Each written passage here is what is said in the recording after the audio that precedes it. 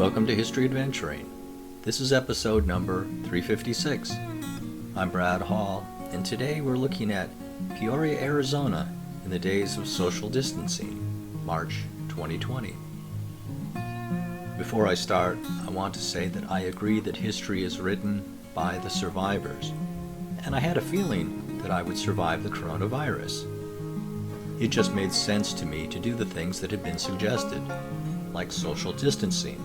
And as I waited for a vaccine to be developed, I watched the world around me and wrote down some stray thoughts. This is what I wrote in March of 2020.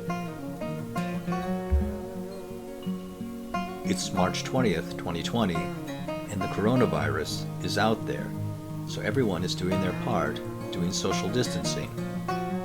If you're reading this today, you understand. But if you're finding this blog post later on in the history of Peoria, Arizona, this may take some explaining. I'll see what I can do. This morning, at about 7, I called my local McDonald's to confirm that they were still open, which they are, but only drive-through and takeout.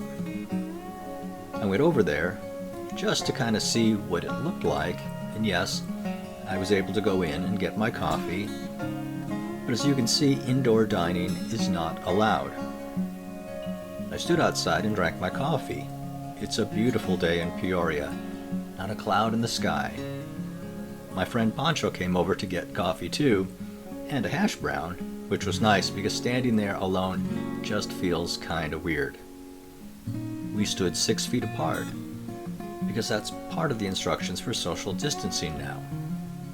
No shaking hands, no hugging people, just smiling and waving, and of course, plenty of hand sanitizer. We went over to the Walmart neighborhood market because I needed eggs, and there weren't any eggs on the shelves yet yesterday. Today there were, so I got some. I noticed that there were still a lot of empty shelves, and it's clear that the system has been overwhelmed, at least temporarily. Things were being restocked quickly. Anyway, the feeling is just kind of weird right now, as if there had been some sort of natural disaster, like an earthquake. I guess there is a natural disaster out there, and it's invisible and floats in the air, and lingers on surfaces. Be safe, wash your hands, and do some social distancing. This has been History Adventuring. I'll talk to you later.